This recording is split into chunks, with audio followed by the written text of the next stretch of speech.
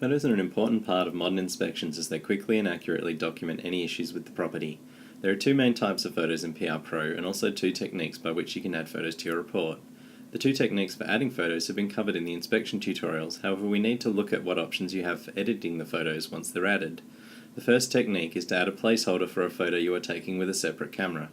Placeholders will simply have a number indicating their position in the sequence of photos taken. At this point, you can only edit the text describing the photo itself. You cannot add tags until the photo has been attached. This is a good time to note that there is an additional phrase type in PhraseStorm with a camera icon.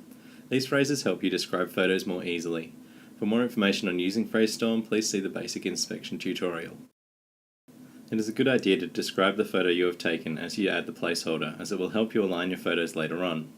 There is one option when editing placeholders which is not available while editing attached photos. That is the ability to manually assign a photo to the current placeholder. It should only really be used if you're having difficulty aligning photos with placeholders using the automatic tool explained in the cover page tutorial. The second technique for adding a photo is to take one using the built-in iPad camera or to directly attach a photo you've already taken.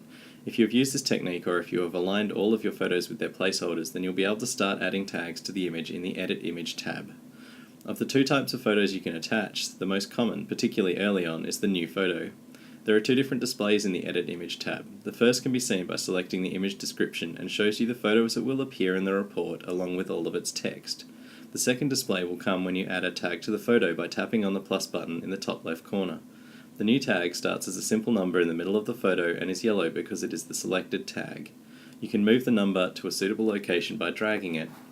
The simple tag may be sufficient for your needs, however, if you'd like to be more specific about what you're indicating, you can add a pointer by tapping anywhere on the photo. An arrow is added between the tag and the point you tapped.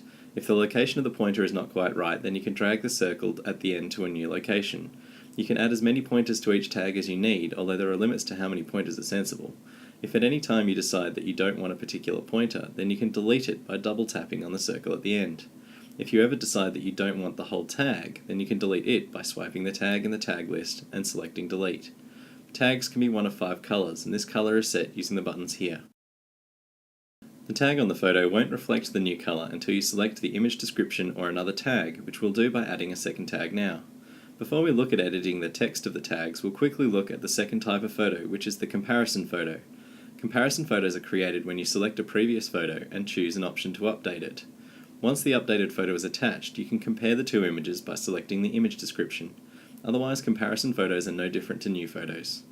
Selecting the Edit Text tab will allow you to edit the text of the currently selected tag or the image description. The selected tag will show in the photo in yellow, and the text is changed in the notepad. You can swipe left or right on the notepad to move between tags and the image description, just like the main inspection screen, and this is particularly useful when in portrait mode.